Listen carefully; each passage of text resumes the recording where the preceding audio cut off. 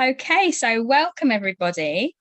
I'm Claire Parfitt. I'm the editor of the new edited collection, Cultural Memory in Popular Dance, Dancing to Remember, Dancing to Forget. And I'm going to be chairing today's book launch.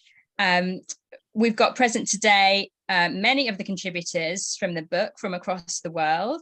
And later you'll get the chance to hear from them about their chapters and the themes of the book. But first of all, I wanted to give you a bit of background about the book and how it came about and the ideas that have influenced its development. And we've also put into the chat a discount flyer for the book that's valid until the 30th of May for you to use or to pass on to your library. The book's currently available as hard copy or as an ebook, but it will eventually come out as a paperback as well. So I'm just going to share my screen so that you've got some pretty pictures to look at. Okay. So the book emerged out of an AHRC-funded leadership fellowship project that I directed at the University of Chichester from 2014 to 2016, titled Dancing with Memory, which explored relationships between cultural memory and popular dance. Oh, how do I change the slide now? Yeah.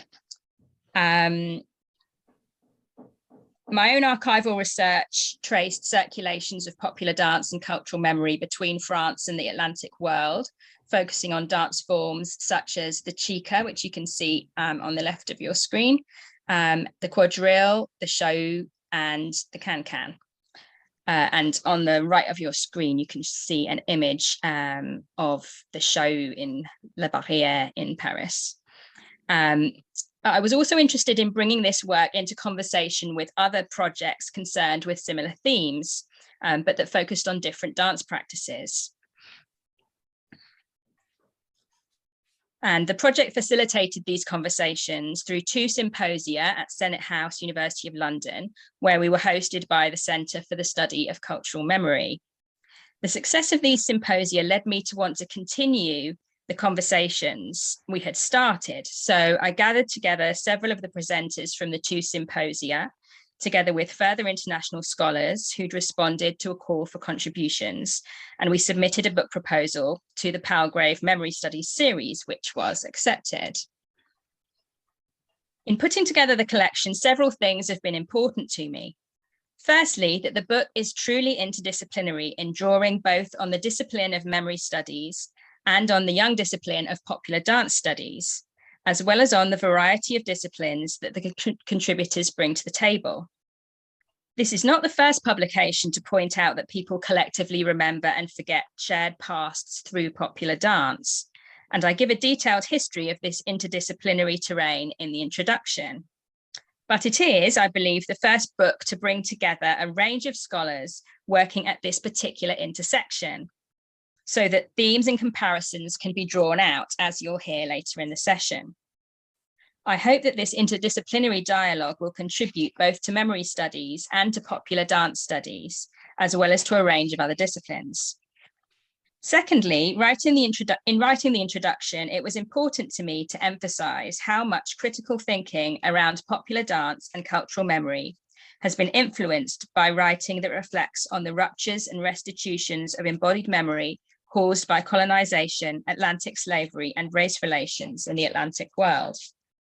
Here I'm thinking not only of the highly influential work of performance studies scholars Joseph Roach and Diana Taylor, but also of Guyanese writer Wilson Harris, sociologist Rafael Narvaez, African-American studies scholar Veve Clark, and sociologist and historian Cindy Patton.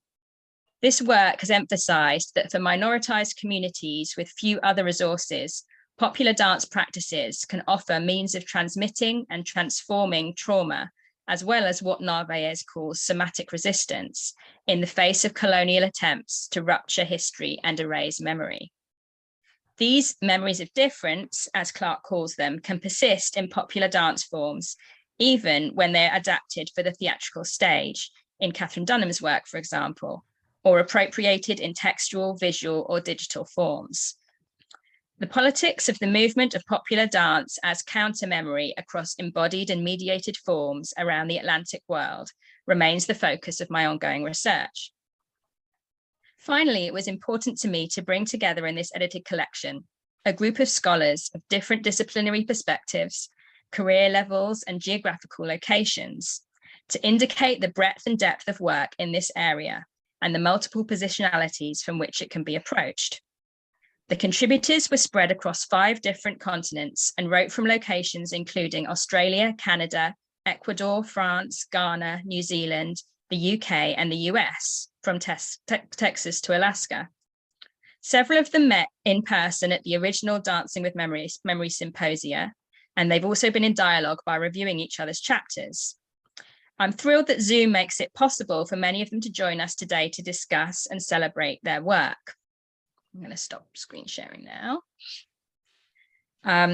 So we'll now move into listening to a series of conversations between our contributors. If questions arise during the conversations, please just take a note of them and save them for the Q&A that we'll have at the end. I've structured these conversations around the 4 parts of the book, the first of which is called Pedagogic Invocations of Afro-diasporic Memory.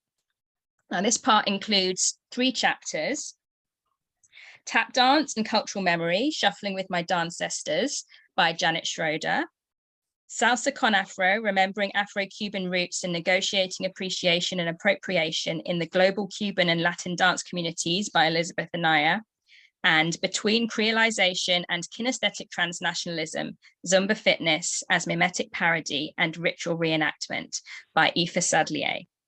And Janet and Aoife are with us today, so I'm going to invite them now to take the floor and introduce themselves and tell us about their chapters. And so I'm going to try to spotlight you two. There's Janet and Aoife. There we go. So please take it away. Hey, everyone. I'll start off. So I'm coming to you from the US. I'm in Maryland at the moment. And I'm just going to briefly introduce my chapter, and then Aoife will briefly introduce hers, and then we'll have some conversation about our offerings in this anthology. I'm really excited to finally see this idea in print. I have been thinking a long time about this concept of dancestry, and it fits really well in this conversation about cultural memory. So in my brief introduction, I'll just talk briefly about what I mean by dancestry, and then I'll talk briefly about its relationship to tap dance. So I think about dancestry as a way of tracing movement legacies through the bodies of dancers. I think of it as a facet of cultural memory that connects these bodily legacies across generations. It makes sense of steps in the present alongside performances from the past. And dancestry also thinks about ways of processing and performing social, cultural, and historical memory. In my chapter, I specifically talk about tap dance, which is exciting to me to have. This is like a compact piece of tap dance history at the same time as it's thinking about cultural memory in relation to dancestry. And specifically, I propose dancestry as a way of tracing the long-established cultural memories of the Afro-Irish legacy of tap dance through contemporary tap dance practitioners. And I describe tap dancestry as a generational legacy built upon a simultaneous commitment to innovation in the present and respect for the past. And in the chapter, I specifically look at examples of the classic tap dances of the Shim Sham and Cole's Stroll. Aoife. Thanks, Jenna. Hello, everyone. Hi, I'm Aoife Sadlier. So I'm a lecturer in global sustainable development in Plymouth, but I'm also a Zumba instructor in my spare time, but it's also a passion. Basically, my whole chapter was about Zumba Fitness, which is as you probably know, the global Latin dance fitness program, which up until now is kind of being explored more for its sort of health benefits rather than from a kind of socio-cultural perspective, although I did more work on that in my PhD. So in this particular chapter, it's kind of more or less exploring the relationship between capitalism and collective ecstasy and how that kind of melds, because the two concepts kind of don't go together. In my PhD, I developed this concept called zorbitality, which is sort of based on something I've experienced in Zumba, and I put a name on, which is how it sort of brings people together from different sexualities, genders, race, ethnicity, everything, to kind of find a connecting point in kind of these shared movements and in the particular aspects of Latin music. So I kind of describe this as an ethical opening to otherness, this particular concept. In my chapter, I kind of explored Zumba through kind of three mechanisms it uses, so mimesis and alterity, carnivalesque and parody. And basically I kind of explored some of Connerton's ideas related to incorporative practices. And so I think there's quite a lot of dialogues with Janet's chapters, so that I think we can kind of unpick a bit more in our discussion, but yeah. So one of the questions that Aoife and I were talking about, we had a nice dress rehearsal for this earlier in the week, so we'll try to recreate it. But one of the things that we were talking about is we both created these concepts for our research. Me, the term dancestry, and Aoife, zorbitality. And so one of the things that I thought we could talk about today is really unpack these terms a little bit more to see the ways that they overlap and ways that they really are specific to our dance forms, because we are engaging a lot of the same sort of theoretical frameworks. And so Aoife, if you want to talk a little bit more about zorbitality, what it means and how it's useful in your consideration of Zumba, then I'll talk a bit more about dancestry and we'll look for those overlaps. Yeah, it's interesting with Zumba, which obviously, like, I can be very critical of it. It's a very a massive capitalist enterprise that uses Latin rhythms as part of its mix and uses it with kind of fitness as well, which is kind of quite an unusual mixture. And it doesn't like acknowledge the origins of any of the dances it uses. But one thing it does do is sort of taps into like collective roots of African dances, different Afro-diasporic dance forms, and kind of deconstructs them within a collective. But this particular kind of configuration of solo, people dancing solo within a collective is something quite a big part of it. I kind of referred to this as uncreolization in my piece, which I don't know, I think Janet may want to say more about in relation to her chapter.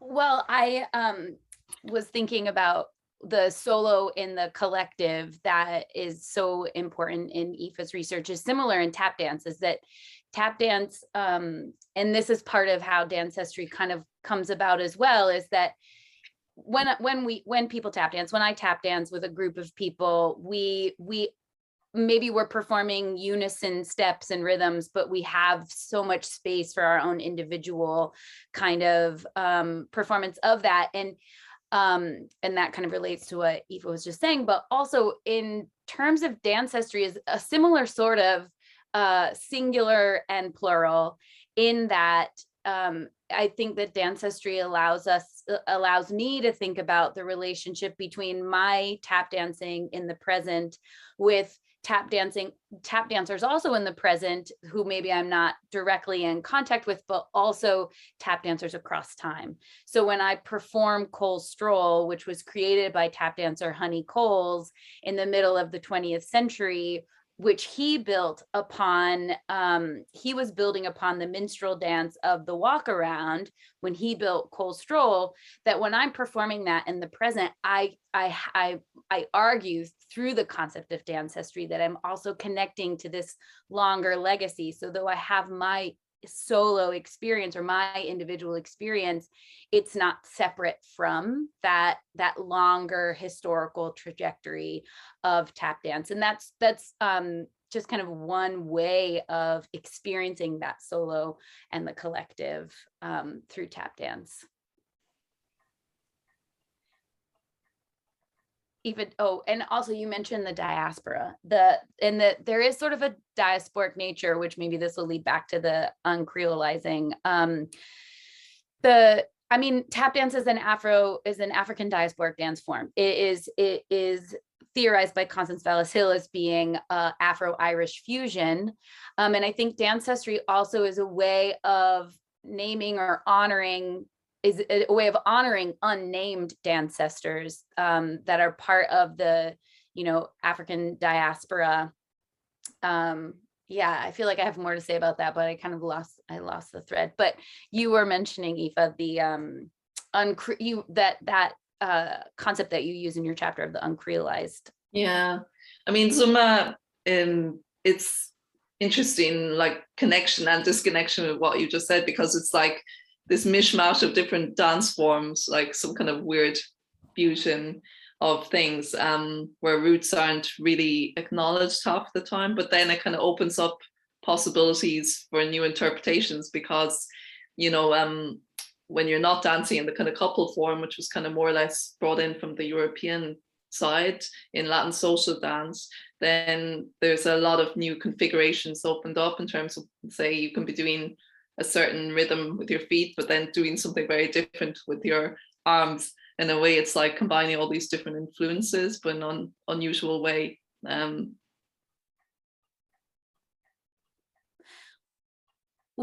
In our conversation the other day, and it's come up a couple of times about the solo or the individual within the collective, and I did actually bring a video of that example from tap dancing. So I thought maybe we could look at that, and I'll just maybe even talk over it while it's playing to point out kind of the way that is enacted there. And maybe then, Aoife, you could talk a bit more about how it is enacted in Zumba. So I'll share my screen. Click all the boxes. So this is the teacher's Shim Sham at the Stockholm Tap Festival in 2013. And we'll just watch a little bit. You see at the beginning, they're all doing kind of the same steps, but as it goes on, especially the dancers on your right, they start to find their own individual style within it.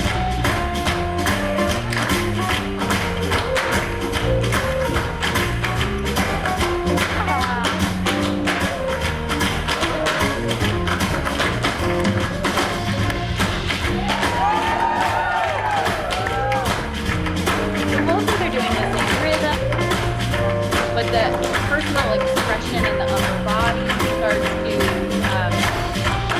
much more pronounced in your life.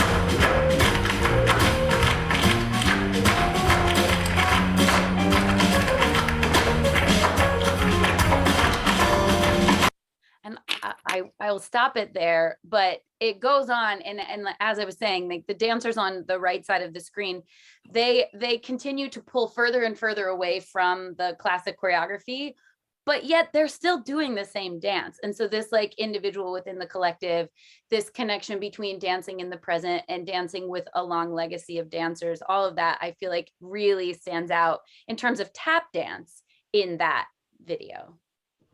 Yeah, I mean, some things you can say with Zumba as well. We have kind of familiar groups of steps that we're supposed to use, or there's kind of a formula or whatever, but then and there's certain motifs that have been developed, for example, like the Beto shuffle and all these different variations in merengue, for instance, but then teachers add their own individual flavor and style, and that's kind of one of the things the whole Zumba enterprise sort of recommends or whatever. But it's really interesting also, just thinking of how the music and choreography has evolved over the years with Zumba, because I went to like the 10th year anniversary of Zumba convention a few years ago, and there was one session where a kind of really old instructor kind of went through a 10-year genealogy of Zumba and how it all changed, which was really, really interesting. It was not just the outfits, because there were like outfit changes, but it was like a lot of the older stuff was like very classic Latin songs, and now it's more going into like techno and other dance forms, dancehall, and like more pop influences being introduced, and it's also kind of changing the way the choreography is done.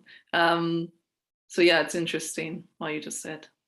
That has me so curious about innovation in Zumba. Yeah. And it's not, I mean, it has been, when did Zumba start? Yeah, actually, that's a good point. It only really became a thing around 2006. So it's very, very recent. But I mean, this is just a very marketed thing. Like loads of aerobics instructors or whatever in Latin America were using Latin music in their classes for many years before that. So it was brought to the US and marketed really well, if I'm being honest. Yeah. Interesting though to think about that change in its trajectory as Zumba specifically, but then also, right, like how does it connect to the long legacy of Latin dance, broadly speaking? Yeah, exactly. I mean, well, it takes the very basic steps of a lot of Latin dance forms and like other dance forms that are not totally related. And it's just the sense of joy it all builds up. I find it really hard to describe unless you do an actual Zumba class and then you feel what it does. It just brings people of many different life trajectories together in one room in some kind of strange way. That's my experience of it. But yeah. I feel like that seems like a really great place for us to conclude our conversation, that we can thinking about collective joy in both Zumba and tap dance, actually. Exactly, yeah. Great, thanks. Yeah. Thank you so much, Janet and Aoife. I'm so pleased we included this this part of the book about pedagogy, because it really seems to it's a great way into thinking about cultural memory, to think about transmission through teaching, and to hear you both talking about your experiences and your theorizations over years of your teaching practices really brings that to life. So thank you very much for that conversation. Okay, so we're now going to hear from contributors to the second part of the book, which was titled Manipulated Memory and Reclamation. And this part included 4 chapters. First was Parading the Past, Taming the New, From Ragtime to Rock and Roll by Julie Malnig. Queer Tango, Bent History, ? The Late Modern Uses and Abuses of Historical Imagery Showing Men Dancing Tango with Each Other by Ray Batchelor and John Mulholland. Bomba Cimarrona, Hip Interactions in the Afro-Ecuadorian Bomba del Chota as a Decolonial Means to Remember by Maria Gabriela Lopez Yanez. And Youthful Bodies as Mnemonic Artifacts, Traversing the Cultural Terrain from Traditional to Popular Dances in Post-Independent Ghana by Terry Bright Kweku Ofosu. So we have Ray and Gabby here to represent this part of the book. So I'm now going to spotlight them and ask them to introduce themselves. Just fine. Okay. Gabby. There she is. Where's Gabby? There's Gabby. So please take it away. Hi, everyone. Well, I'll begin. Yeah. So, well, good afternoon, everyone. My name is Maria Gabriela Lopez Yanez. Actually, I'm in my country, Ecuador. I just wanted to say that we did have 2 beautiful conversations this week with Ray, but we ended up deciding that each of us was going to focus in our own chapter. But I just wanted to acknowledge that actually Ray inspired me to talk not just about my chapter, but especially about why do I feel it's so important to talk and to understand Bomba del Chota in a deeper and more complex way. So now I'm going to share the screen because I want to talk briefly about it. So the title of my chapter is Bomba Cimarrona, Hip Interactions in the Afro-Ecuadorian Bomba del Chota as a Decolonial Means to Remember. In the 17th century, African enslaved people were introduced into an Ecuadorian valley, currently known as Chotamira, located in the northern part of Ecuador. From Atlantic slavery period, the inhabitants of this valley have been performing the event of Bomba del Chota. This event encompasses a drum, a musical genre, and a dance, each of them named as Bomba. Importantly, a Bomba event comprises not just the performance of the musical genre, the dance, and the Bomba drum, but also specific communal and reciprocal interactions among participants that develop as a consequence of the performance of these 3 elements, and that are in direct connections with other daily communal activities. This is a song of modern bomba.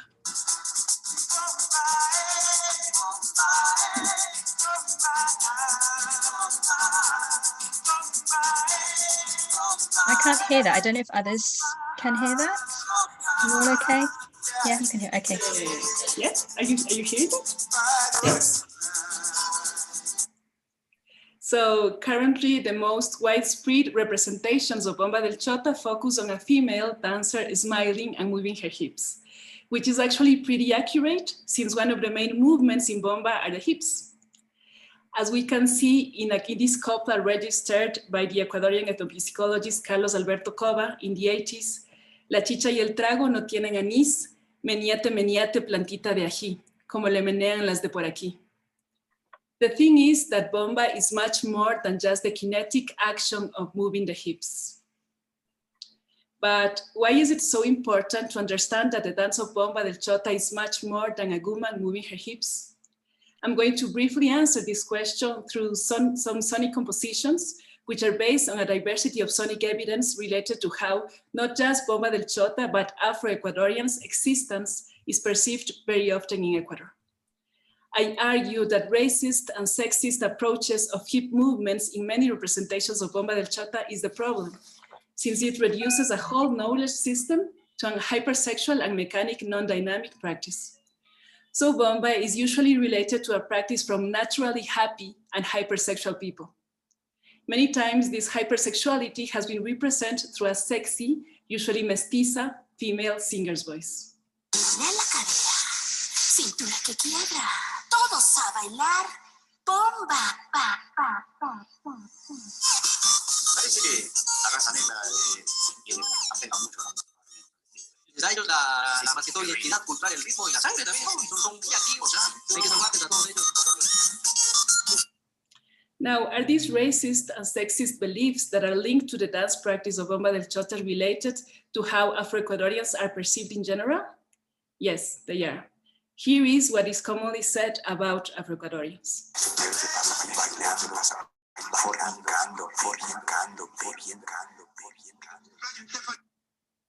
So how deep is the impact of Afro-Ecuadorians being reduced to hypersexual and lazy beings? Please listen to a piece of a sonic evidence of racist episodes that have happened in Ecuador in the last decade.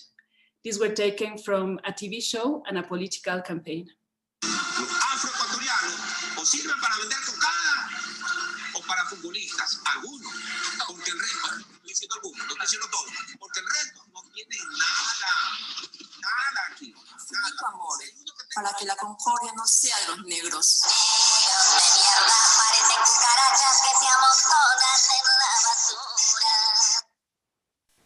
And how some Afro-Ecuadorians feel about this? The sounds you're going to listen now are from a racist incident that happened in the Central Park of the capital city of Ecuador, Quito, in 2008, where 28 Afro-descendants who were playing soccer, resting, or just walking by the park were arrested. In an interview, the chief policeman who led their arrest said they did it because Afro-Ecuadorians tend to look suspicious.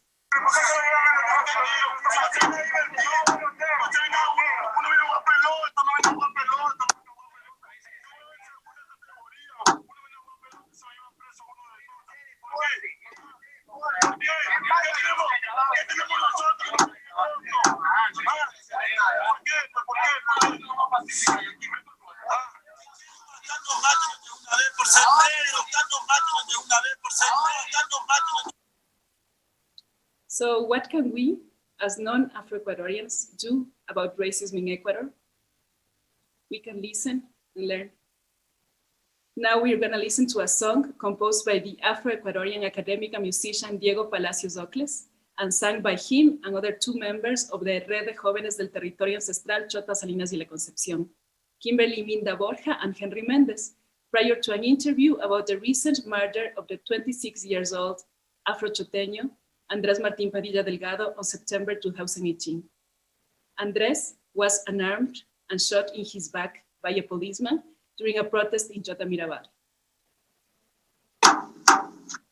Diciendo que soy delincuente, que soy malhechor, animal, no saben lo que son. No saben. Yo les tenemos que decir lo que somos, ¿no? Oigan, no. Soy África, desde la madre hasta la madre, de los hijos, de los padres, de los abuelos y nietos, de los ancestros. Víctima de un secuestro que la ley y policía no han podido resolver. Han pasado 500 años, se archiva el caso. No es que sea un fracaso porque soy Yoruba de Ubuntu, soy Ubuntu de Palgrave, tengo así, soy Ashanti de los Congos, soy de aquí. Chala Anagono, soy Mina Carabalí, Ana, yo soy de Coaña, soy del río, soy del sol, de calenturas malignas, soy de Esmeralda y lucho por la vida digna. Creyente curandero, cuidado con los orillas, informales de los cuerpos, sembrando buenas semillas, bailo sonriendo, bailo como macamba y caramba Dios, adiós que me voy caramba. Traje en mi mente mi bomba y mi marimba, conservo intacta mi memoria colectiva, los cuentos de los abuelos y hasta mi forma de hablar. Tengo raíz africana, aquí soy Salomón Chalá, soy. The chapter Bomba Cimarrona, Hip Interactions in the Afro-Ecuadorian Bomba del Chota as a Decolonial Means to Remember is a small result of 12 years of listening to a lot of people that I want to briefly introduce to you now.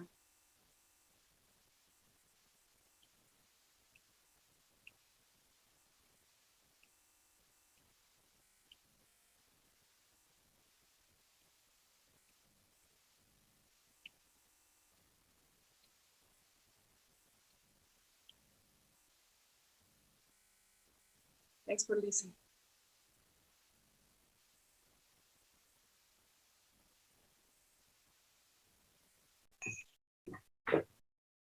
Well, thank you very much, Gabi. I had a proper sense of some of the things that lay behind some of the things that have appeared in your chapter, and I found that very useful. Right, I'm now going to share a screen, if I can find the screen sharing bit. Where is it? Down here, here we go. There we go.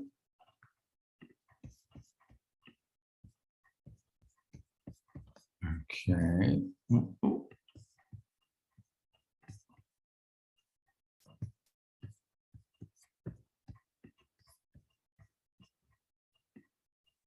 Right.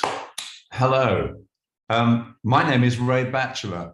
I'm a queer tango dancer, a queer tango activist, an historian, and a writer. And probably I'm those things in that order. I'm delighted to be here and to be making a contribution to this virtual launch. This project has been a long time in the making, but it's been very exciting and very interesting. So, queer tango bent history, the late modern uses and abuses of historical imagery showing men dancing tango with each other. I'm here on behalf of John Mulholland and myself. John is not able to join us on this occasion. John is a proper academic in the sense that he's still in work and gets paid for it. I am a fake one in the sense that I've stopped doing it for money. There is no pride in that observation. This chapter started because there are lots of historical images of men in tango poses, not nearly as many of women, and that is a separate piece of work. About the images of women, but of men, there are a great many. This is one of the earliest. This is the first ever published photograph of tango. Note, not the first ever photograph of men dancing tango, but of tango full stop. It appeared in a popular magazine called Caras y Caretas in Buenos Aires in 1903. And in the text, they don't even remark on the fact that it shows two men dancing. For reasons that I hope will become apparent in a moment, I think you'll see that this is because in 1903, two men dancing tango together was thought of as perfectly normal. Here is another image. It's either 1904 or 1912. Don't worry about the controversy. It need not detain us here. And we can see men, are they dancing? I don't think they are dancing. I think what they're doing is posing. they are getting photographed when they're having a bit of fun in the river. Here's another one. This is the one that appears on the cover of our book. This is market traders who are posing for a photographer from Carras y Carretas in 1909. They are in Lorrea market. It is about to be demolished to make way for the Plaza Congreso. And what do? They adopt tango poses for the photographer, and look at them. They are very pleased to be photographed, and see particularly him. There's a boy who stuck his tongue out in 1909, and it's still out now.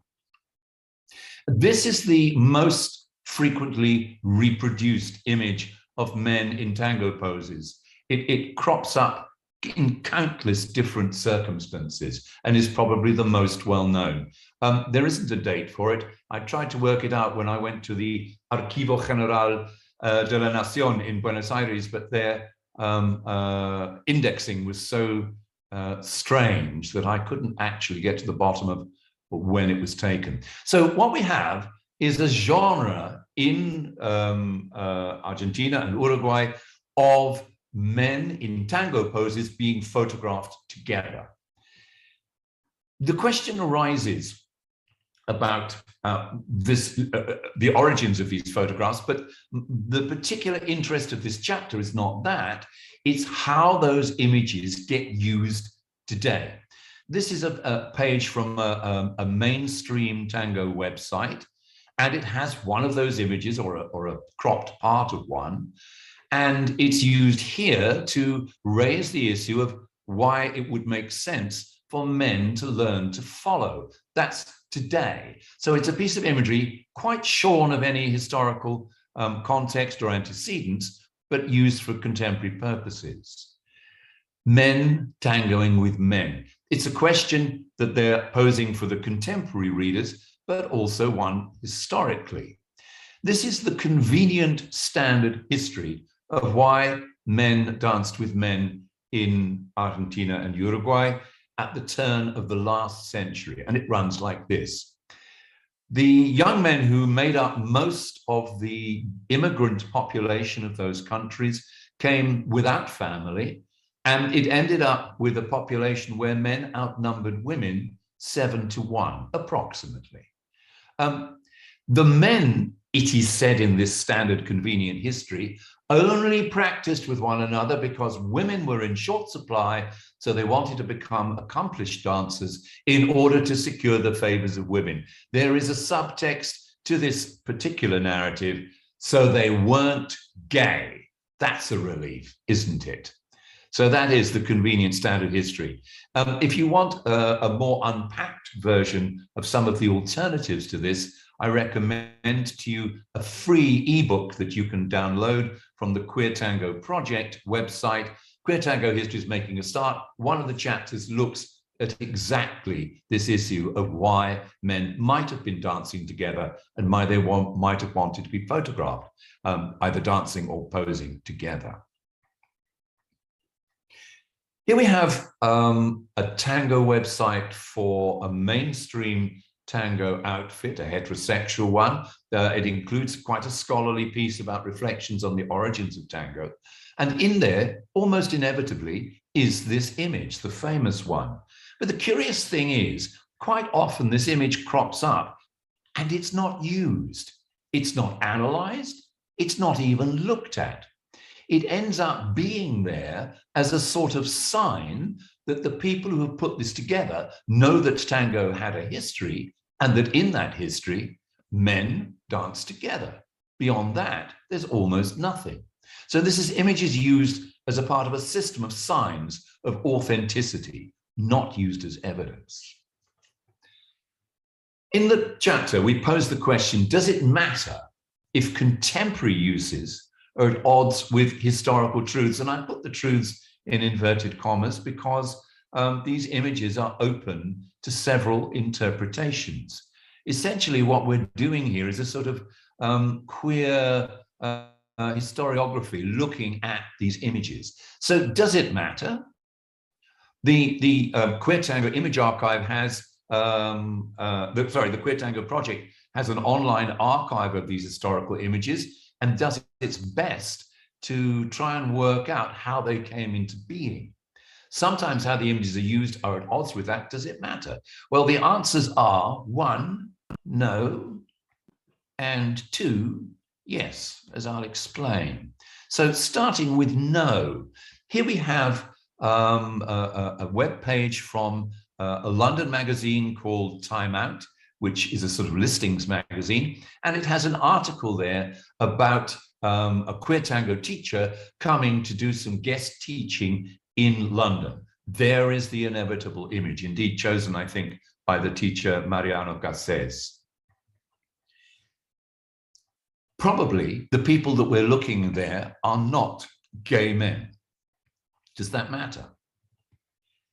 There is a truth in this photograph which is more apparent to us now than it would have been to the people when it was created. That is that we have an image of men physically close to one another and at ease.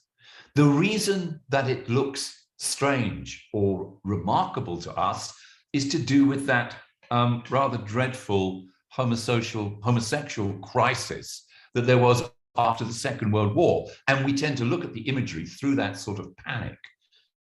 Before that happened, these images were not remarkable in that way. So what we're seeing here is the use of a truth that we recognize supporting a legitimate queer agenda. My apologies for my clock. Here we have a Russian website, tango website, a fiercely heterosexual Russian tango website that includes advertisements for dating agencies so that men and women can get together. You might be wondering what the text says under that image of men holding each other in their arms. It says, sometimes male dancers transformed tango performance in real competition for the favors of a beautiful lady. And unfortunately, there are cases where the dance duel ended tragically. A knife could break the sound of the music. What the text is trying to say is that none of these men are gay. Now, this is a text coming out of Putin's Russia a few years ago.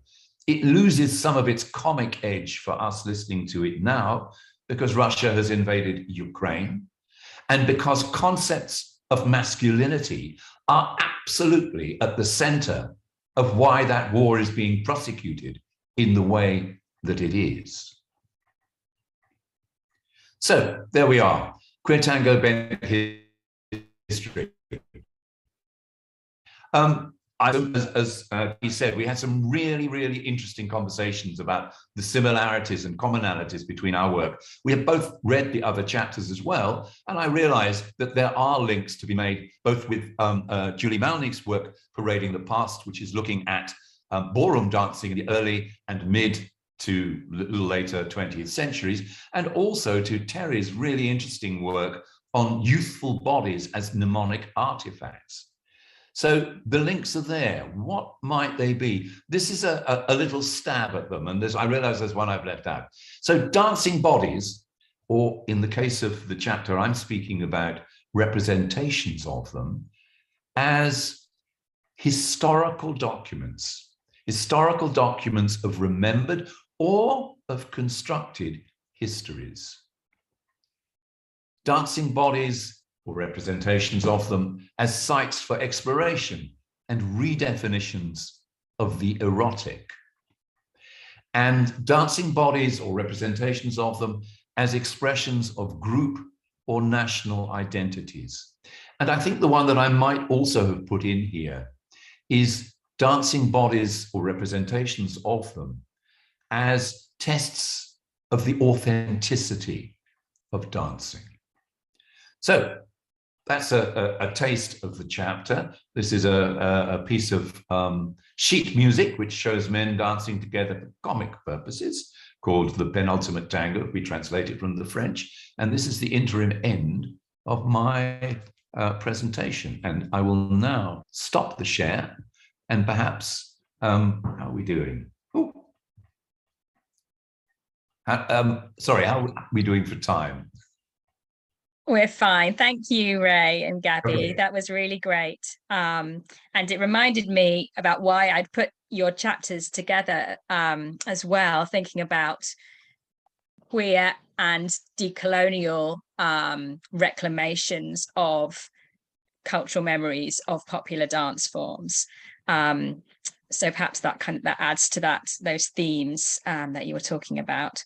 Yeah. So we'll move on now to the third part of the book, which was called National Memories and Amnesias, which comprised 4 chapters: Chango, Space and Time in the Hungarian I'm not going to say this right, Tancsacs Revival. Kirsty, please correct me, by Kirsty Kay.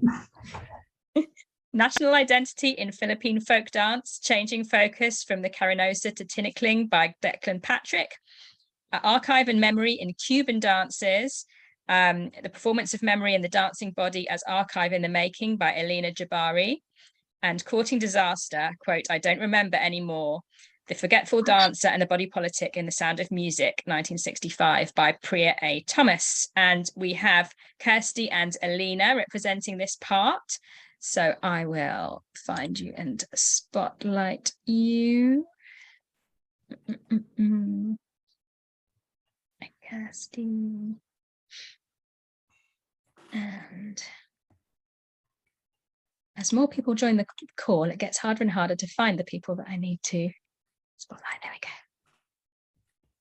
go. Okay, please take it away. Hi everyone, thank you so much, Claire. I suppose from the perspective of the fact we're going to be talking about nationalism, it's really, really nice after 2 years of being stuck at home during a pandemic to suddenly have all this connection to different cultures and different people speaking across the globe and thinking about sort of different dances from all over the place. Yeah, I'm finding it very, very lovely to hear everyone talk. So Elena and I are going to talk a bit about our section, which really looks at the politics of nation building as memory work in our different dances. Nations have always kind of utilised the past to create a unified story, something that the national group can kind of belong to and get behind. Folk culture and particularly rural landscapes are very often used as this kind of link of authenticity to the past. And it's often used as a way to kind of justify the political community in the present. Dancing bodies have often or always been used as repositories for this kind of national culture, and the nation building project, particularly that emerged in Enlightenment Europe, has used this sort of dancing body both as a kind of archival resource, but also as a kind of possible model citizen to be disciplined into this kind of national shape through dance. What's interesting, I think, in what came out in our chapters is not only the memories that are kind of recovered and replicated through these national dances, but also what's forgotten. And I think all of our papers really deal surprisingly with kind of difficult memories, events that maybe kind of misalign with a sense of what the ideal nation is. So I'm going to talk a little bit briefly about my chapter. We are going to talk a bit about the 2 chapters that aren't, of the people that aren't here, just because I think the conversation will flow a bit better if we can kind of make those comparisons and have that discussion about all 4 chapters. So my chapter, to start off with, looks at the Hungarian Táncház, which means dance house, folk dance revival, and how it's rediscovered and incorporated a minority group called the Chango into its repertoire as a means of kind of connecting to its historical landscape and the minority regions that used to be part of Hungary, but now are in the neighbouring countries, but still contain Hungarian-speaking minority groups.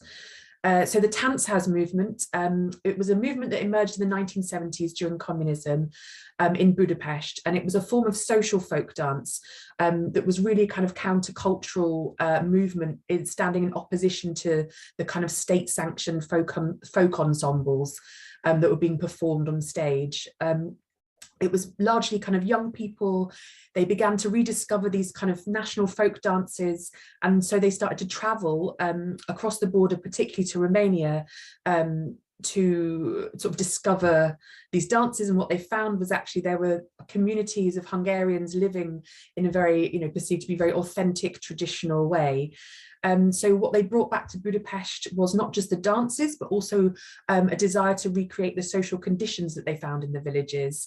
The Táncház movement and this kind of desire to recreate a kind of ethnic, authentic self really contributed to the fight against communism in the 1980s.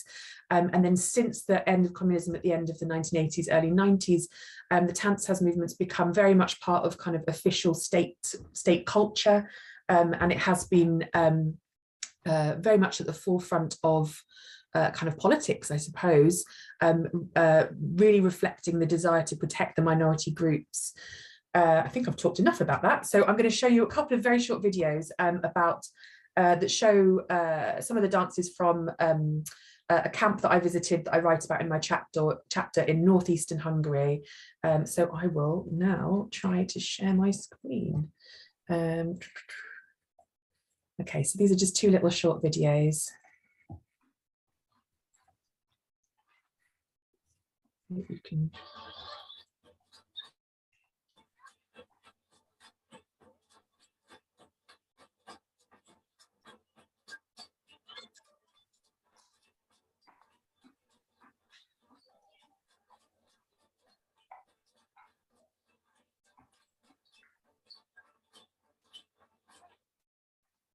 Okay.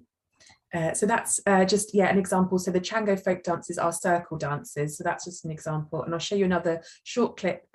This doesn't have any sound because it's slowed down, but it's quite a nice example, I think, of the kind of dancing that goes on. So.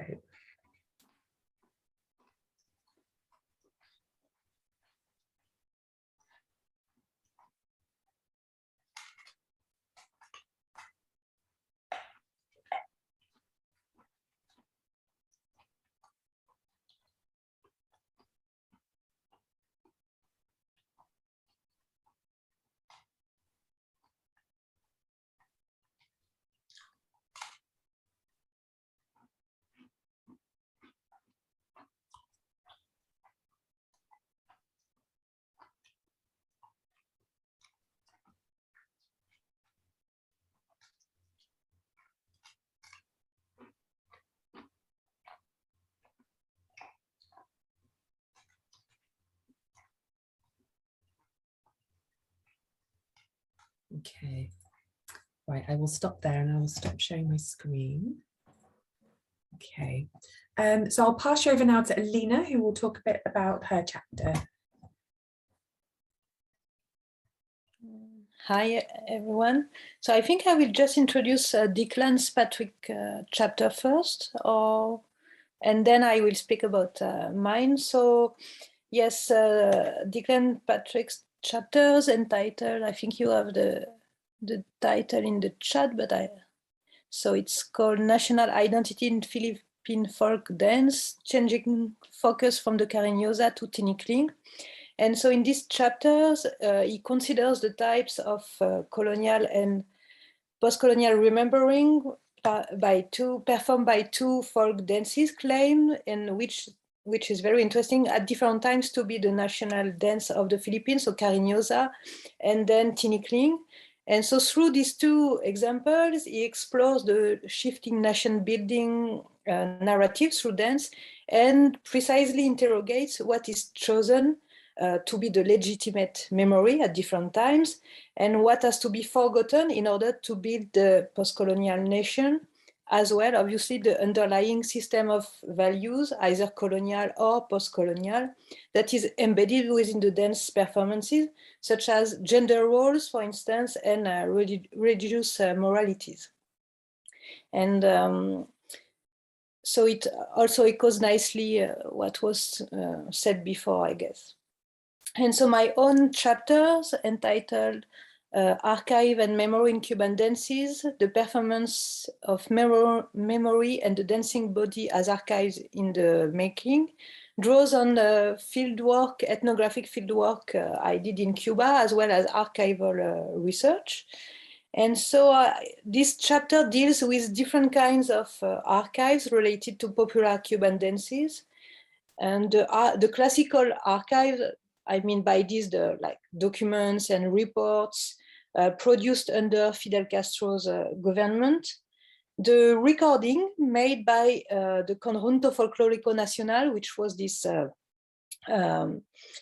kind of big national dance troupe focusing on Afro-Cuban genres, but also other kind of popular dances. And I see them as what Susan Franco has called post-archives.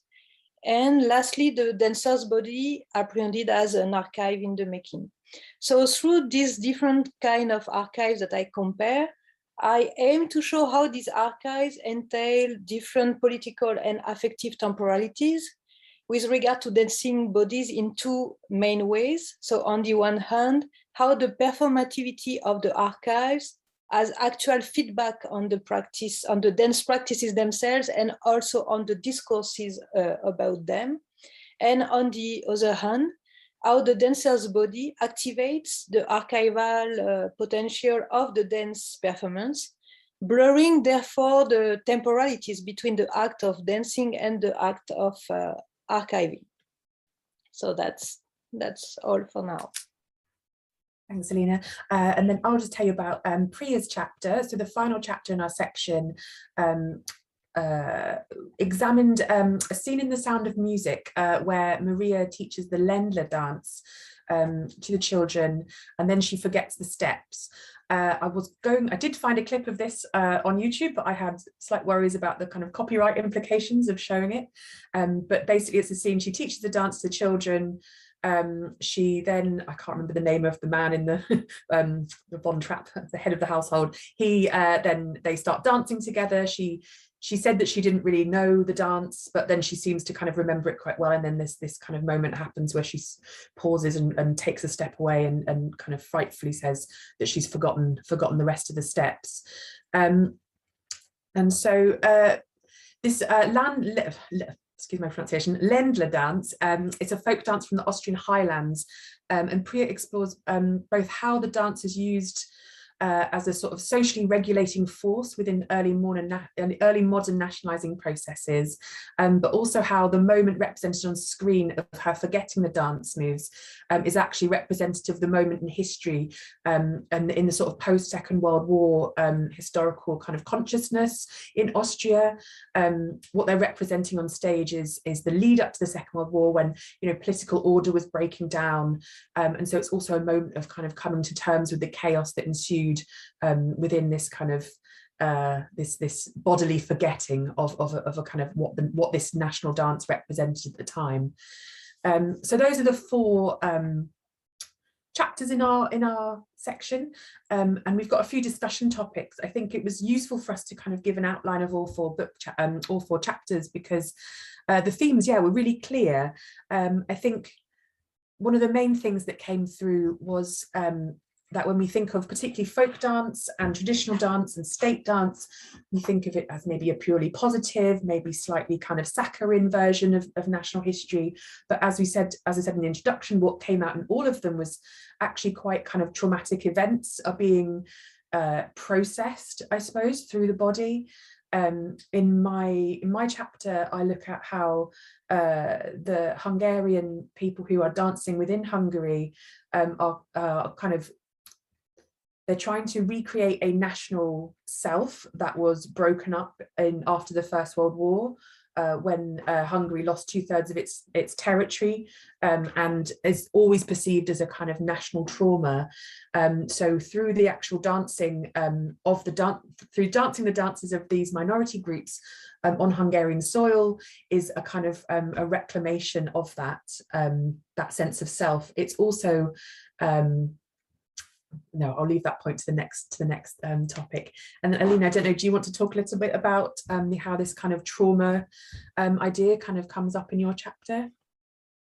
It was also about how the trauma, in my case, trauma of slavery, obviously, but also again, I think we wanted to explore also how this shared history that draws on trauma or is incorporated into the national narrative, but also provides avenues to escape, this kind of liminal space. I think we kind of talked about that, and also obviously how it also kind of relates in another way, but what was called as densistry. You have also these genealogies that can be performed through the dancing body, but the other, I don't know if I go to the second topic or yeah, no. if you yeah. Okay, sorry.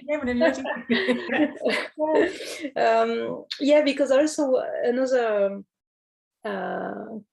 common point that we found out among the 4 different chapters was also how each chapter addresses in a different way the sense of time and temporality, how the dancing body can allow for grasping this idea of time through the dancing body. And so it's not because the question was about cultural memory, and obviously when we think about memory, we kind of naturally think about the past, but the very interesting thing, and it really comes out in the different chapters, is that also how the dancing body are also useful in projecting the dancers and the community, into the futures. And I think it was very interesting also to think about not only about memory, the past, or what is to be remembered or what is to be forgotten, but also, what do we expect for the future? What is our projection as human beings, and how the dancing body can tell us about that. And also how the moment of the dance event itself and the time of performance are actually the very site where people, so through the physical act of dancing, and I think your video, Kirsty, was very telling about this moment, So how this moment actually create and enact and embody and perform this memory. And obviously this memory is not only mere nostalgia of the past, but also really a way to yearn for collective futures. And the chapters show in different ways the ability of the dancing body to draw on the past, but in the present time, obviously, in order to create this projection. And it was something that really strikes me when I was reading the different chapter, because I tried to do that in my own chapter, to think about this idea of, that's why I propose this idea of archive in the making, but it was really striking to see these different echoes in the different chapters, and indeed how in the present moment of the performance, dancers recollect obviously a certain representation of the past. And it's not the past itself, but a representation of it, either traumatic or also idealized, and create the social, emotional, and kinesthetic foundation of what could be also an idealized and collective future, or on the contrary, to be felt as a threat to the political power intended future for the nation. So yeah, that's what we kind of discuss about this notion of time and temporality. Yeah, I think it's really interesting, particularly the parallels in between our 2 chapters of when you're looking at dance from a kind of nation building perspective. It felt like I was really shocked at the similarities in the way that it was almost like a capturing of the present moment, and it was that present moment of actually that embodied dancing moment that is being captured as a way of archiving the past as a means of kind of envisioning what the future would be, which I mean you've just kind of described very very well. But yeah, I just suppose I want to back that up, that it felt it was surprising quite how similar it was, really. And it sort of goes back then to our third point, really, is about I think again the commonalities between what is considered a kind of official history, and so Alina's paper looks at the first half looks at the archives in Cuba. And what really struck me when reading that section was just when we talked about it, was how probably difficult it must have been to access archives in Cuba. But also then, it's not something I wrote about explicitly in my chapter, but the archives in Hungary were kind of created under the similar conditions during, communist rule. But obviously in Hungary is now, wrap up soon, perfect, thanks Claire. Yeah, how since the end of communism, the archives are now very much a kind of very big public kind of thing in Hungary. People are very much used to being recorded and filmed. People are encouraged to film and put things on YouTube. All the archives are digitized and freely available. So there's a kind of almost a collective capture happening of the dance, which is again builds into this kind of nation building, I suppose, nation building practice as a kind of being a good citizen, I suppose. So I'd be interested, we don't have time now, Elena, but it'd be interesting to think more about how maybe in Cuba or in different kind of cultural contexts, different political contexts, that's yeah, that kind of happens. But do you want to say anything else, Elena, to wrap up? No, I think we'll have. We're good. Okay, we're good. All right, thank you so much. Thank you, Elena and Kirsty. Thank you also for your attention to all the chapters in your part of the book. That was really helpful because I think your part particularly hung together so beautifully in terms of both the kind of successes and problematics of harnessing popular dance for these national agendas, and in terms of both cultural memory and cultural forgetting. So it's really great to hear you bring all the chapters together in that way. Thank you. Okay, so we're now heading into the final part of the book, which was titled im/mediate memories. That will make more sense when you see it in the chat.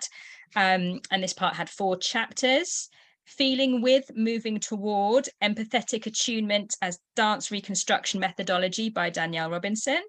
Mother tongue, dance and memory, an autobiographical excavation by Leslie Satan. Filmed, felt and false rhythms, dance videos and embodying home in post-migration by Laura Stile.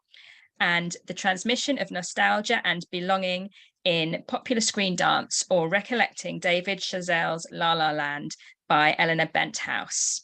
So I'm going to try to spotlight Leslie, Laura and Elena now. There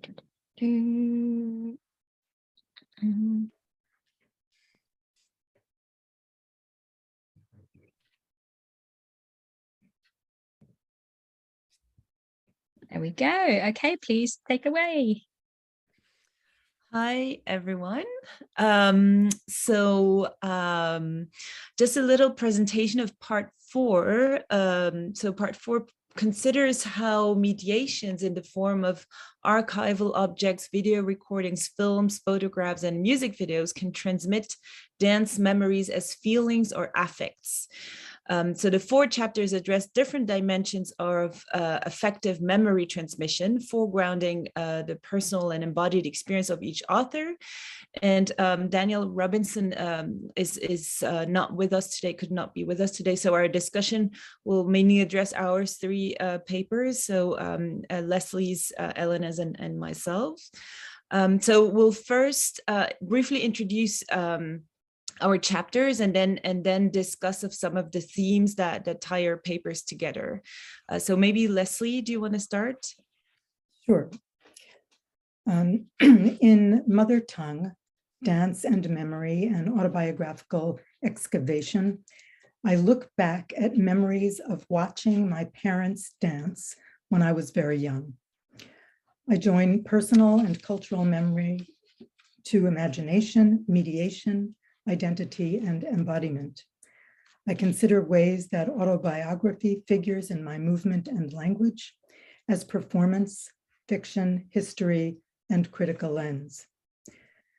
The memories I investigate through dancing as well as writing and speaking are not only my own.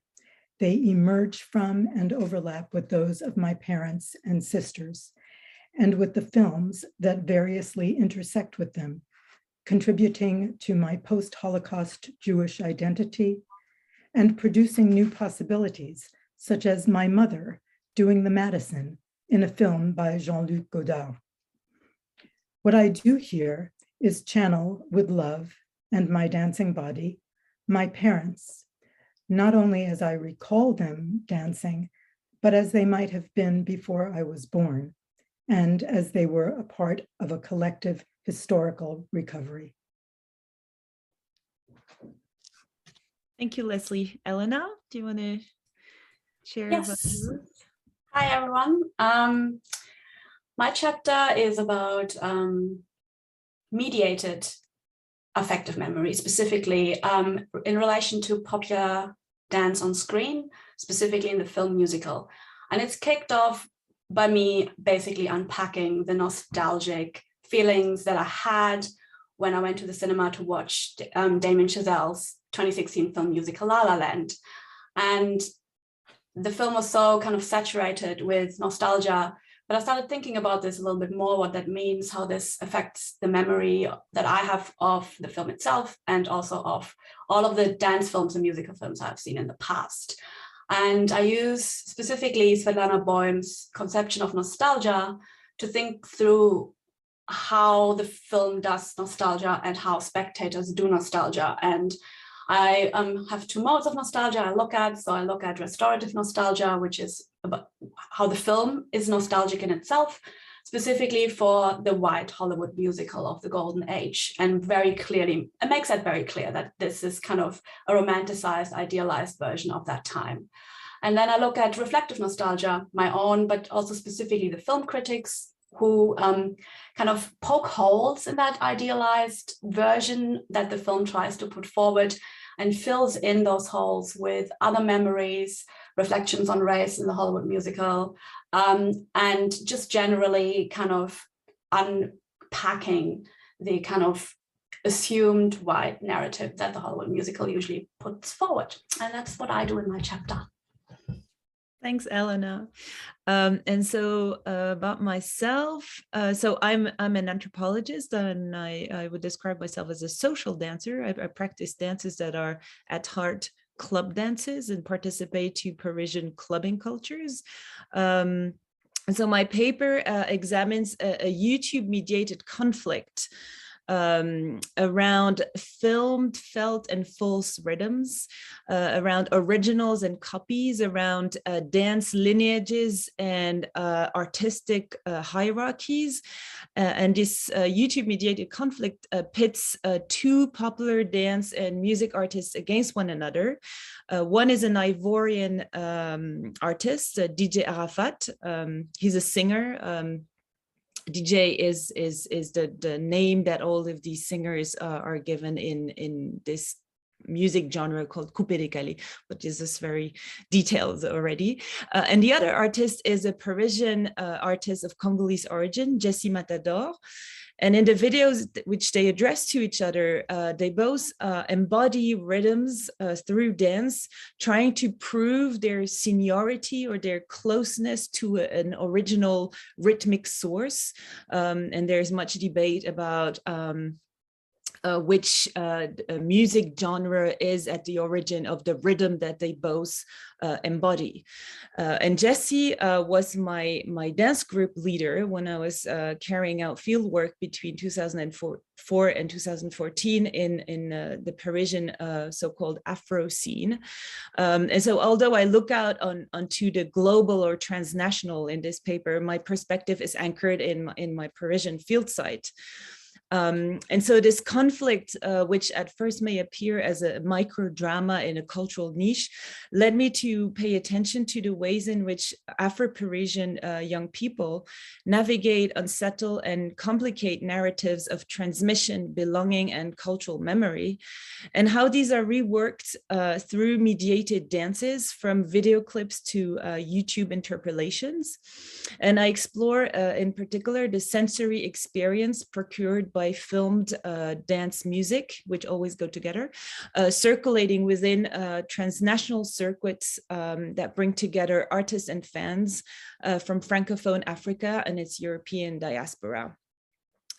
So there are several themes that run through our 3 papers, and we had a little chat this week too. Very interesting conversation, which I'm not sure we can reproduce here, but we picked 3 themes that we thought were really kind of at the core of our 3 papers. And so we can maybe start with media and mediation, in particular, the role of film and television for experiencing and understanding dance. And Elena, you write about a mnemonic landscape and describe film as an enveloping fabric. And I was wondering if you could develop a little bit around that. Of course, I'm going to share my screen as well for a moment. So one of the things that, so both of the idea of the mnemonic landscape and the film as an, on like a folding fabric. So the fold itself is from film theorist Juliana Bruno. It's very important. She thinks about the film as a memory landscape. So film as a medium in itself and the history of the medium is kind of a landscape that maps memories, but individual films do this too. And I think through the ideas of how specifically the film musical as a genre and the dance film as a genre are mapping memories through intertextuality. That's like a big part. And specifically film musicals have this like really kind of thing about nostalgia, right? To specifically the newer ones, kind of harking back to the old days, but even Singing in the Rain is a deeply nostalgic musical in itself as well. And the spectator comes into these memories by the enveloping fabric. So kind of the film kind of surrounds the spectator, and spectators reach into the fold or kind of touch the fold, and through that kind of bring their own memories into it, but also in conjunction with the memories of the film. And La La Land does this in a particular way because it's like just saturated with references to dance films and musical films pretty much at every step of the way. And what happens here is that you get the layout of the film itself and the things that it does, and then the things it harks back to. And it really kind of brings up like a type of nostalgia for this particular type of film musical, and it's very invested in that. So La La Land is deeply invested in the nostalgia that it brings forward, and it's so invested that every film critic I have read and kind of brought into the chapter comments on that. So we have Peter Bradshaw from The Guardian refers to it as a primary colored homage to classic movie musicals and ancestor worship. Manola Dargis from the New York Times is also kind of describes it as it was like watching Fred Astaire and Ginger Rogers during the Great Depression. We have Alison Wilmore from BuzzFeed, who talks about the nostalgia as more than an emotion for the characters in the film. And Geoff Nelson from Paste really kind of ties it particularly to the nostalgia, to the racial politics of nostalgia, and ties it back to the golden age during World War II, where the kind of golden age musicals really kind of found escapism and escape through kind of the dance routines, and they kind of also looked back into the past. So the constant kind of link between that. And it's kind of interesting because we get 2 types of memories. We get the film memory, which is kind of really kind of idealized and glorified and really wants that particular type of musical past back.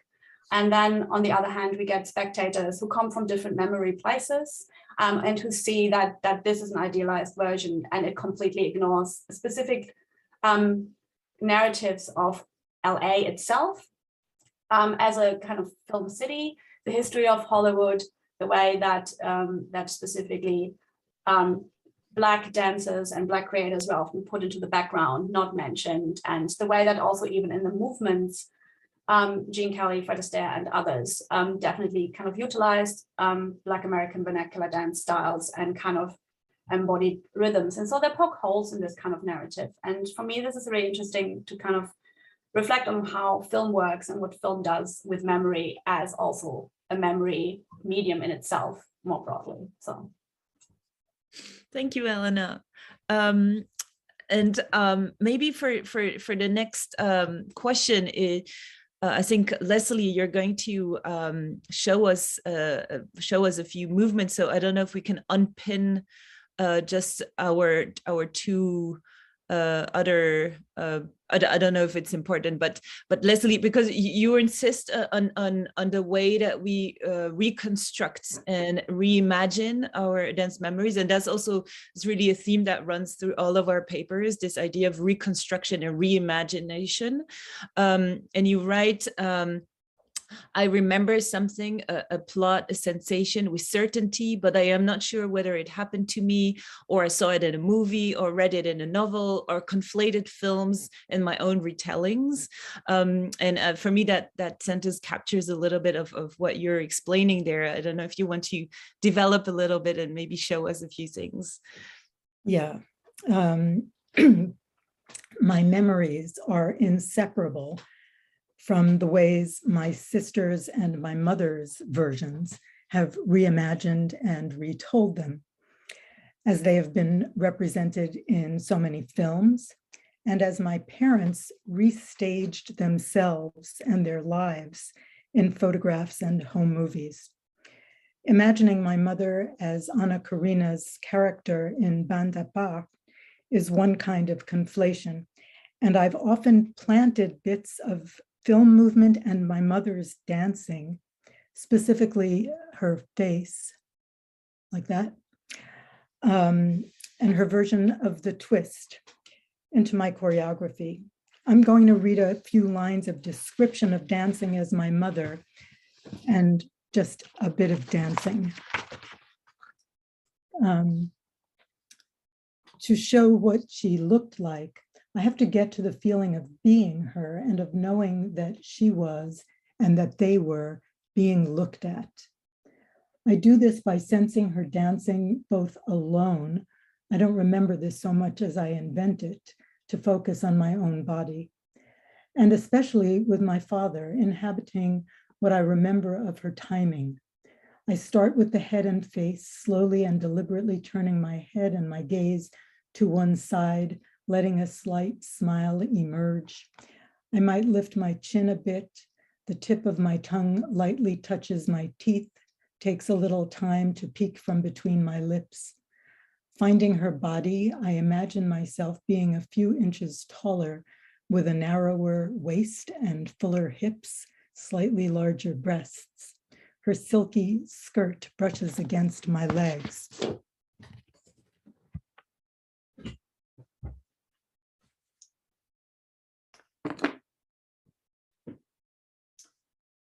So starting with her face, my father is here. They never looked at each other directly. He would be here. And there was this oblique line between them. And it was mostly very gentle hip movement, but they looked at each other and my mother would always have her tongue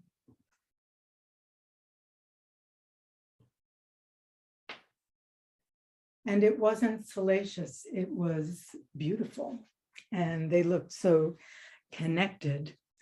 But I also, for a moment, will show you my father. This is much harder for me to do because I can't imagine being in his body.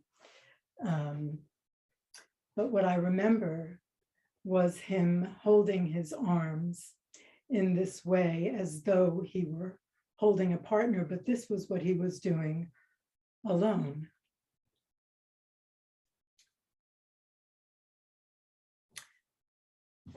And the point is here that even those simple movements, when I do them, brings my parents to me. Oh, thank you. I muted myself. Thank you very much, Leslie. And so the last theme that runs through all of our papers is nostalgia, as you've already experienced with these two other questions. And how nostalgia is also related to these embodied identifications with mediated dances. And so in my own paper, I trace Jesse's acquisition of an embodied knowledge of home or homely rhythms through the consumption of and mimetic relationship with dance videos. And this is in the context of a kind of a broader soaking in Afro-diasporic ambiances. So soaking is actually the term that he and other dancers would use. And so I examine in this paper how for these Afro-diasporic dancers, this embodied knowledge of dance is tied to a longing for home, a home that one identifies with, but one might never have been to. And so Jesse, for example, felt Congolese rhythms in great part through music videos that he watched in his family living room.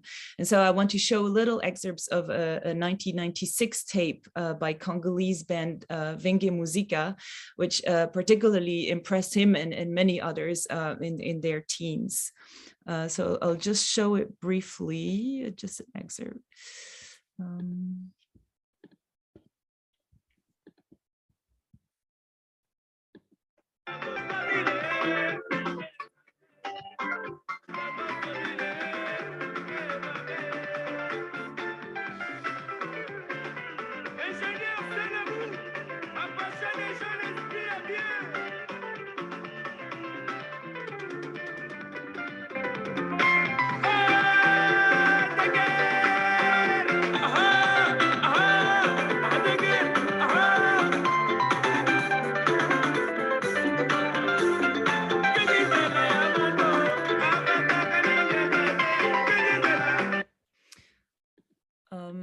So videos such as these are generally acquired by diasporic families with a very slight time lag, and sometimes these videos are even produced in Paris or Brussels.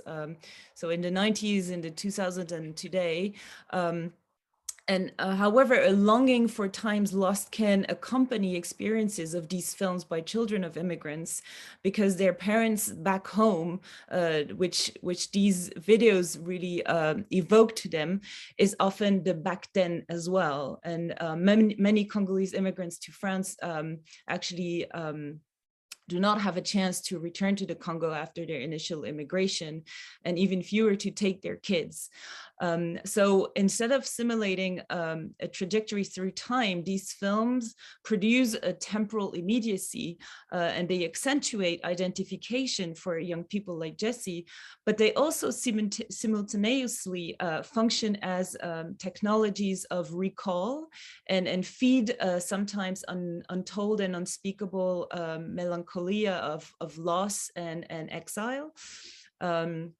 Yeah, so I don't know, Ellen and Leslie, if you want to add anything else on the theme of nostalgia. I think we've all three kind of spoke to that.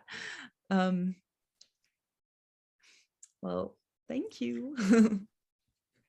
Thank you very much. That was so fascinating. So lovely to see you moving, Leslie, and of course, I expected this particular part of the book to have some wonderful videos to show us. So that's fantastic.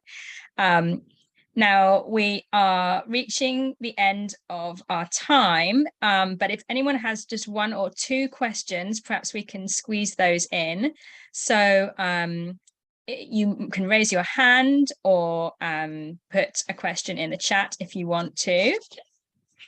In the meantime, we're also going to put in the chat the discount flyer again, in case you want to use that, and also the link to purchase the book if you wish to, or again to pass it on to your library. So please have a look at those. Also, if any of the contributors want to ask each other questions, please feel free. Otherwise, perhaps I can jump in with a question. And perhaps this is a bit of a big question to ask, but maybe this is the time to ask big questions, which would be, what are the factors that make popular dance such a potent site for cultural memory and forgetting? Why is it that we have put these topics together?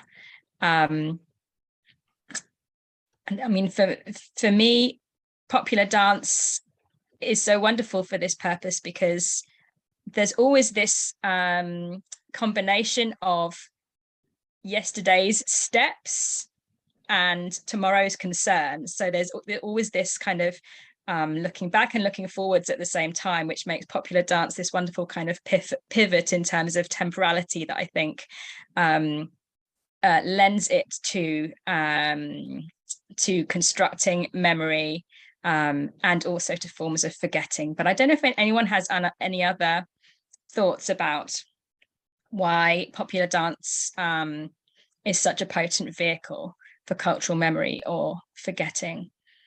Do any of the other contributors want to chime in on that question?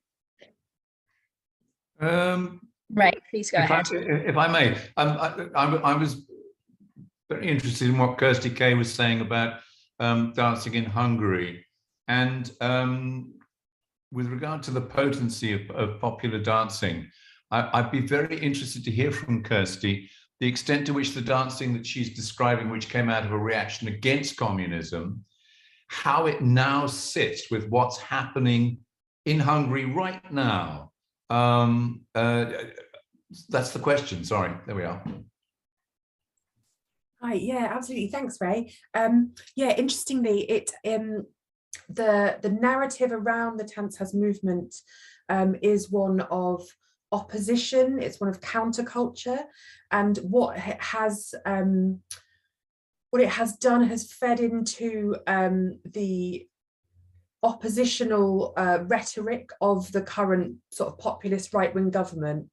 So they have based a lot in the past 10, 12 years since they've been in power, and they've this is Viktor Orban and his Fidesz party, and they've had a supermajority, and they've been kind of gradually kind of dismantling democratic practices, norms and traditions over the past 12 years. And what they've focused on a lot of that time is the minorities, is the idea that the country has been lost and we need to regain the country. And so a lot of money and funding has gone into particularly the Tanzas movement and folk dance and folk culture. There's a lot of cultural exchanges between the minority groups under the banner of heritage and the need to preserve and protect these minority groups that are under threat.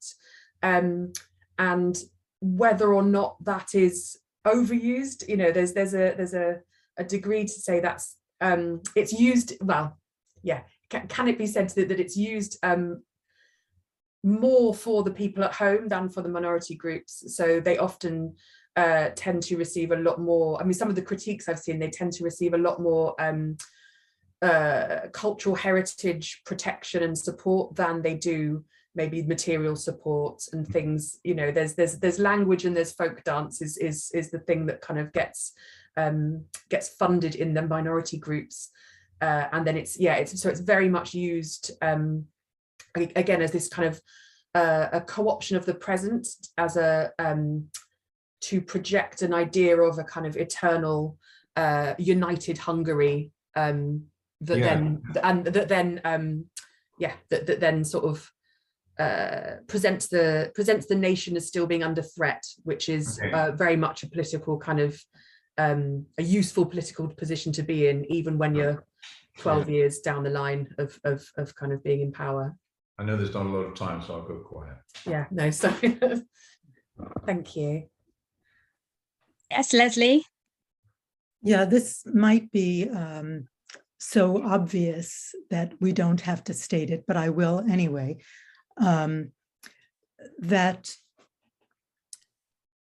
for those of us who do concert dance, for example, you know why you study Cunningham technique, or you know why you study ballet, or whatever these forms are, and we have a discourse. But very often for popular dance, we just do it because everyone with whom we live and work does this, whether it's just hanging out at a party or doing some of the more set pieces that people have been talking about. And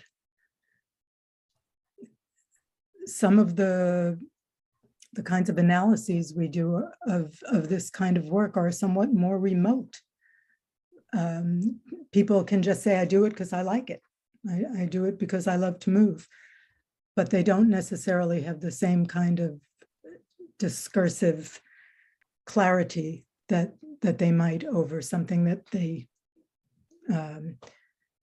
choose to study as a professional line. Thank you, Leslie. And I think that is a lovely reflective point on which to draw our proceedings together. I just had a few thank yous and a few kind of contact things to share with you. So first, I'd like to thank the AHRC for funding the Dancing with Memory project that led to this edited collection in the first place. And I wanted to thank the wonderful academics that I worked with on the project, including Laura Wilson-Edwards, Jane Bacon, Anna Redding, Dee Reynolds, Teresa Buckland, Danielle Robinson, Jane Pritchard, and Katia Pizzi and Selena Montero. And thank you also to Palgrave for publishing the book and for their support, especially during COVID, when I'm sure the contributors will all remember the difficulties we had trying to draw together the collection during that time. Thank you also to the MSA for hosting this event, and to the MSA assistants. Thank you, Angus, for your technical help, and especially to Yelena Jurinovich for her encouragement to propose this as a dMSA event in the first place. And I'd also like to mention the conversations about performance and memory that are continuing in the MSA Performance and Memory Working Group, which I co-chair with Carmen Levick and with Martina Carrolls. We have an email list, and we're on Twitter and Facebook, which we'll put a link to in the chat. And we're soon going to have a fancy new website as well, so look out for that. And my contact details are also going to be going in the chat as well, in case you'd like to contact me. And we also have, as part of the working group, an online roundtable event titled Performative Returns that's coming up on the 11th of July from 3 to 5 o'clock CET, which you'd all be welcome to attend to further these discussions. So please follow us for any updates on that. And finally, I'd like to thank all of our wonderful contributors for their scholarly brilliance, their patience, and their enthusiasm for this project. It's been an absolute pleasure and a privilege to work with every single one of you. So thank you so much for being part of this project. And thank you everyone for joining us today, for launching this book. Here it goes into the world. I have my copy here. I hope you'll have yours soon too, if you haven't already. So thank you, everyone. I will let you go into your nights or your mornings or your middle of the days. And please keep dancing, keep remembering, keep forgetting. And I hope to see you all soon. So thank you very much, everyone. Thanks, Claire. Bye-bye. Thanks, Bye-bye. Thank you. Lovely to see you all. Thank you.